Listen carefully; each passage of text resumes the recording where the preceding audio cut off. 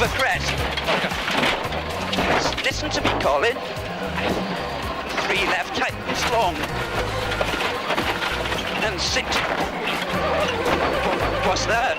Big rock in the road. And 2 right plus opens. What have we done? Broken a shocker. Spin the track here as well.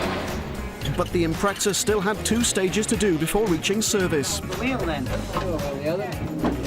Yeah, it's caught in the wheel arch. Just over a crest and a big rock in the road. There was nothing to do. I mean, you couldn't avoid it, just went straight over it and it's bent to bottom arm. They couldn't remove the wheel, but had an amazing plan. Drive on the damaged suspension until the tyre blew up. It worked. Listen, this car, we can't put the spare wheel on because the link is bent that bad. We can't straighten it. Before they could change the wheel, they needed to straighten the track control arm, and the experts they consulted recommended that they use their initiative.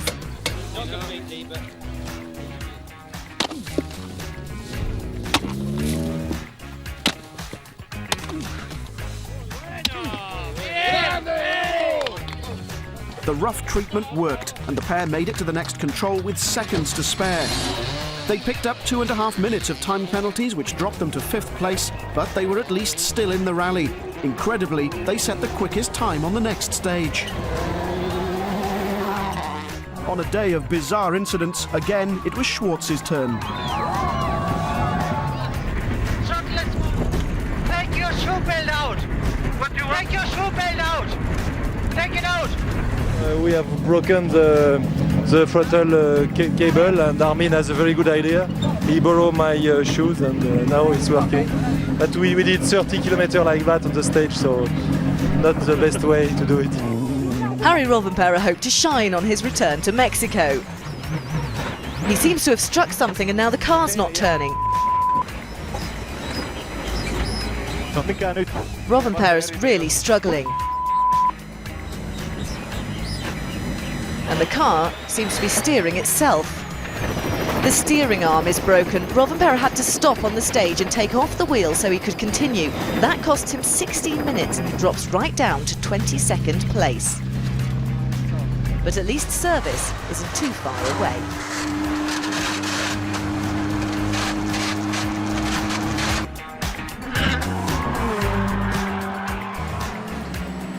That's it, the stage is cleared.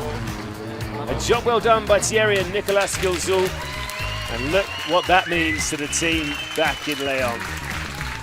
Immediately following the stage though, high drama for Thierry Neuville.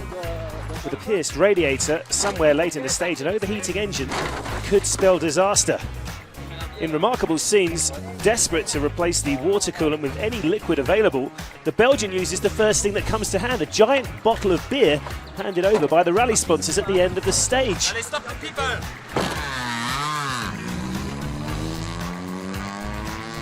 We got a hot temperature alarm and we see we had a hole on the radiator, so we had to fix it, and it was very stressful for us because it was still a long road section to go, and we were lucky or happy to be here now.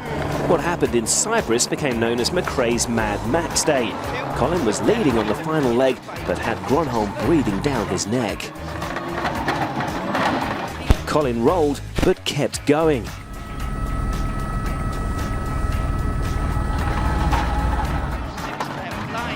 And after rolling a second time, he still managed to finish 6th, bringing the car home in the points.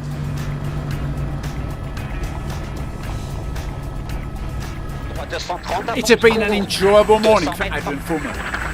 Getting more and more confident as his rivals, the podium seems to just wilt in the heat.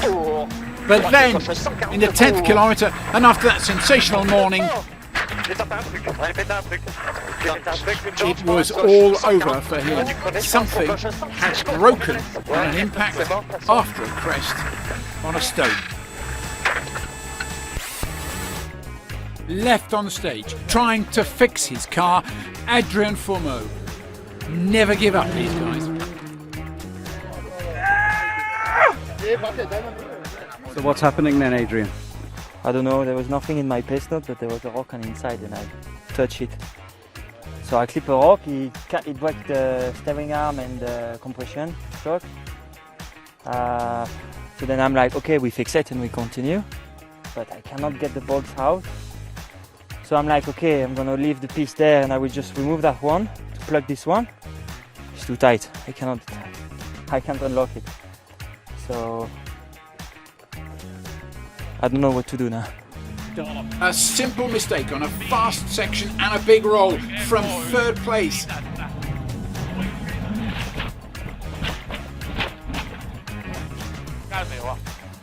But amazingly, all he'd lost was 20 seconds.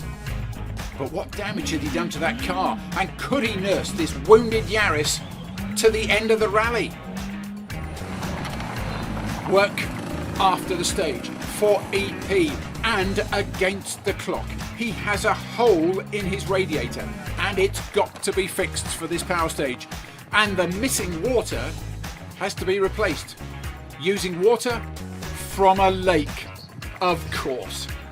Drama. But it is a podium place that's at stake here. The damage from his roll is plain to see. Is this wounded Yaris going to be strong enough, let alone fast enough through the final stage for EP to stay on the podium? He has 26.9 seconds in hand over teammate Elvin Evans behind him. Downforce, this is going to be incredible. But what a fight back after a roll of the penultimate stage. They fixed it. They topped up the water from one of the thousands of lakes here, but they've held on. It looks like the podium finish on home soil is secure in a Yaris that looks like it's been in a demolition derby. Yeah, it's really heavy on the brakes. Yeah, he's done it though. It's only 10 seconds slower. What a drive from Esapekka Lappi. I don't know what to say. First of all, sorry for the team the wrecking the car, but good to be here.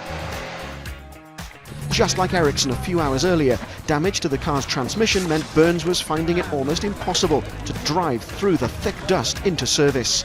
You know, if you want to help him. He and Robert Reid try everything they can think of to get the car moving again, but the frustration when nothing works is painfully clear to see. The clock is still ticking, however, and they'll soon be out of time.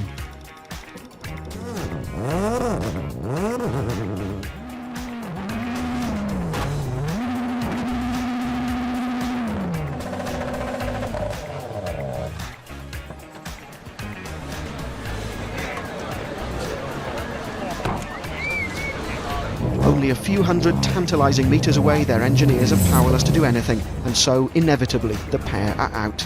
The performance of the rally was from 2004 world champion Sébastien Loeb. Lying in second after the first stages, he damaged the rear suspension and broke the damper, destroying a tyre in the process, but was still able to continue. His speed was deceptive though, and he would drop back to 18th over 4 minutes off the lead.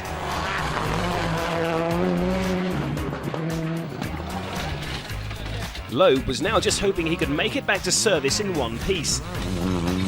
Reduced to driving on 3 wheels, co-driver Daniel Eleanor was forced to act as counterbalance for the broken wheel.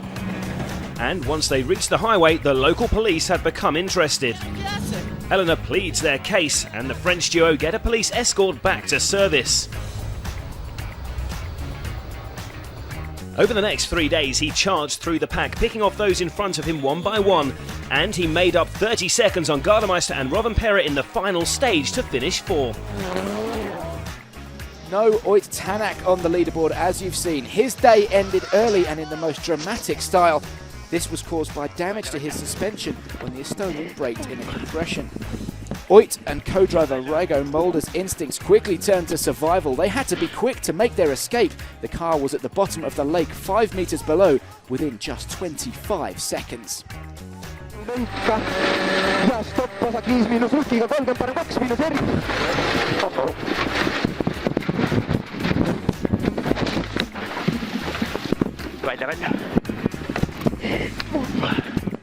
After that, it was over to the recovery team. Scuba divers having to first locate the car, then it was over to a more traditional form of road recovery to do the rest.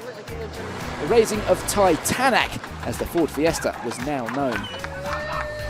The crew were fine, if a little shaken, but were soon back at the service park reviewing the incident which had been caught by a local fan.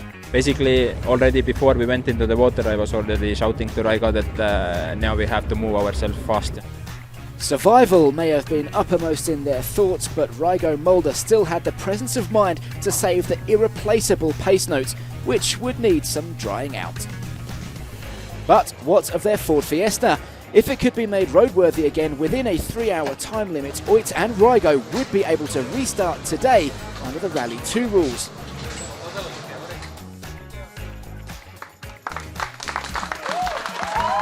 After replacing all the major components and much of the bodywork, the car was ready to head to Parc Fermé for the overnight stop. 34 right sharp, middle, into